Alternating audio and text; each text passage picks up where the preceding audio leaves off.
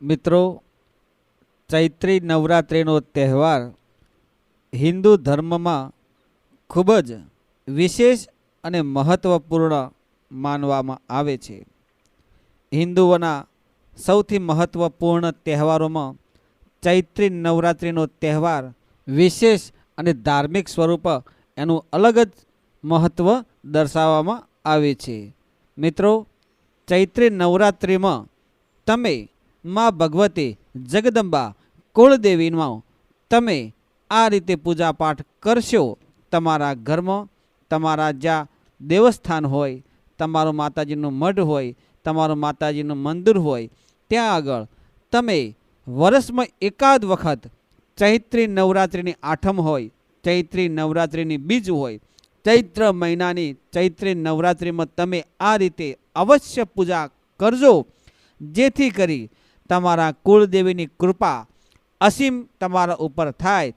તમે આખા વર્ષ દરમિયાન કશું જ ના કર્યું હોય, પણ એક જ વખત તમે કુળદેવી માને ચૈત્રી નવરાત્રિમાં જો એમને નમન કરશો, એમને વંદન કરશો, સાચા હૃદયના એમની પૂજા કરશો, સાચા ભાવથી તન મન ધનથી હૃદયમાં રામ રાખીને તમારું સંપૂર્ણ મન માતાજીમાં પરોવીમાં કુળદેવીમાના મઢે મંદિરે જઈ સાચી ભાવનાથી એમની વિધિવત રીતે જો પૂજા કરશો, તો તમારા જીવનના તમામ દુઃખ ટળી જશે અને માની અસીમ કૃપા તમારા ઉપર થશે.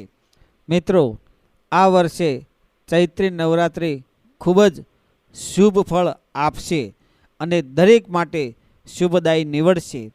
ચમત્કારિક ઉપાયો જો કરવા માગતા હોય, માતાજીની કૃપા માગતા હોય, તમારા ઘરના બધા દુઃખને દૂર કરવા માગતા હોય, આર્થિક સમસ્યાઓમાંથી નીકળવા માગતા હોય, તમારા ઘરમાં સુખ સમૃદ્ધિ ઐશ્વર્ય લાવવા માગતા હોય, ઘરમાં ક્લેશ દૂર કરવા માગતા હોય, તો આપણા કુળદેવી સિવાય ઉદ્ધાર નથી.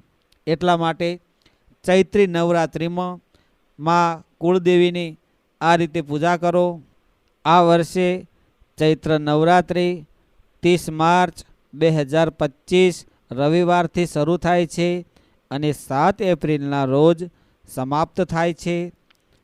ચૈત્રી નવરાત્રિમાં પ્રથમ દિવસે તમે કુળદેવીની કલશ મૂકીને સ્થાપના કરો, એમના નામનો દીવો પ્રગટાવો, એમના નામનો જાપ જપો, એમના નામની સેવા પૂજા કરો, કુળદેવીના નામની આરતી ઉતારો, કુળદેવીના નામનો ભોજન પ્રસાદ માતાજીને થાળ ધરાવો અને થોડો ઘણો પ્રસાદ તમે ગરીબોમાં વહેંચો. બની શકે તો કોઈ ગાય પશુ પક્ષીને ચણ ખવડાવવા, સાધુ સંતને, તમારા આંગણે કોઈ મહેમાન આવ્યા હોય, કોઈ દીકરી હોય, કોઈ નાના બાળકો હોય, એમને રાજી કરવા. આ રીતે તમે ચૈત્રી નવરાત્રિમાં ધર્મનું કાર્ય કરી શકો અને મા દુર્ગાને, મા કુળદેવીને, મા ભગવતીને તમે રાજી કરી અને તમારા ઘરમાં સુખ શાંતિ અને સમૃદ્ધિ આવે એવા પરિણામ તમે શુભ માતાજીના આશીર્વાદથી મેળવી શકશો. અને ધાર્મિક રીતે વિધિવત રીતે કુળદેવીની પૂજા કરવાથી, આત્મસમર્પણ કરીને તમારા સાચા હૃદયના ભાવથી માતાજીની પૂજા કરવાથી પૂજાનું સંપૂર્ણ શુભ ફળ પ્રાપ્ત થાય છે. મિત્રો, કુળદેવીના નામનો જો તમે ચૈત્ર નવરાત્રિમાં ઉપવાસ કરવા માગતા હોય, માતાજીના તમે નવરાત્રિ એટલે કે નોરતા કરવા માગતા હોય અને તમારે ધારેલા કામો માતાજીને પ્રાર્થના કરીને કરાવવા માગતા હોય, દુઃખનું નિવારણ કરવા માગતા હોય, તો ચૈત્રી નવરાત્રિ દરમિયાન માતાજીના એકટાણા અથવા ઉપવાસ તમે કરી શકો છો. તમારા કુળદેવીના નામના, તમારા કુળદેવીના નામનો તમે દીવો અખંડ ચાલુ રાખી શકો છો. તમે કોઈ પણ વ્રત અથવા અનુષ્ઠાન કરો છો તો એ વિધિવત પ્રમાણે તમે કુળદેવીના નામથી સેવા પૂજા કરી શકો છો.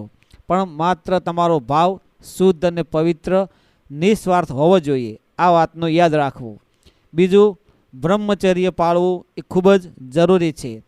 જ્યાં સુધી તમે કોઈ પણ અનુષ્ઠાન કરો છો, મૌન વ્રત ધારણ કરો છો, સેવા પૂજા કરો છો, ઉપવાસ કરો છો, તમે માતાજીનો અખંડ દીવો કરો છો, અથવા તમે માતાજીના મંત્ર જાપ કે અનુષ્ઠાન કરીને તેમનું તપ જપ કરવા માગતા હોય તો તમારા મન વિચારો શુદ્ધ હોવા જોઈએ, બ્રહ્મચર્યનું પાલન થવું જોઈએ. રાત્રે અથવા દિવસે 9 દિવસ સુધી તમારે ભોંય તળિયે આસન પાથરીને સૂવાનું હોય છે, સવારે વહેલા ઊભા થવાનું હોય છે. આવા બધા નિયમોનું પાલન કરશો તો તમે કુળદેવીને જરૂર પ્રસન્ન કરી શકશો અને એમના આશીર્વાદ મેળવી શકશો. મિત્રો, તમે કોઈ પણ મંત્ર સાધના કરવા માગતા હોય, માતાજીને રાજી કરવા માગતા હોય તો તમારા માતા પિતા, વડીલો, ગુરુજીનો આશીર્વાદ લેવો ખૂબ જ જરૂરી છે. કુળદેવીના આશીર્વાદ લેવા ખૂબ જરૂરી છે. મા બાપના, કુટુંબના, પરિવારના, ગુરુના, મોટા જે તમે જેને ગુરુ માનતા હોય એમના આશીર્વાદ લેવા જરૂરી છે. અને તમે જે કાર્ય કરવા કુળદેવીનું માગતા હોય એમાં તમારો ભાવ બધાનું ભલું થાય એવો રાખજો, જેથી કરીને સર્વ જગતનું કલ્યાણ થાય એવો ભાવ રાખજો, જેથી કરીને કુળદેવીમાં ઝડપથી તમારા ઉપર પ્રસન્ન થાય અને તમે જીવનમાં સુખ શાંતિ અનુભવો, આનંદમાં રહો, મોજમાં રહો અને તમે માતાજીની સેવા પૂજા કરી તમે દરેકનું ભલું ઈચ્છો એવી હું આશા રાખું છું. મિત્રો, આ વિડીયો તમે કયા ગામ, શહેર, તાલુકા, જિલ્લામાંથી જોઈ રહ્યા છો તે કોમેન્ટમાં જણાવજો. અને હું ભગવતી કુળદેવીને પ્રાર્થના કરું કે તમે બધા માતાજીના દિવસોમાં માતાજીની પરમ ભક્તિ કરજો, જેનાથી જીવન સફળ થઈ જાય એવી હું આશા રાખું છું. જય ગુરુદેવ, જય માતાજી.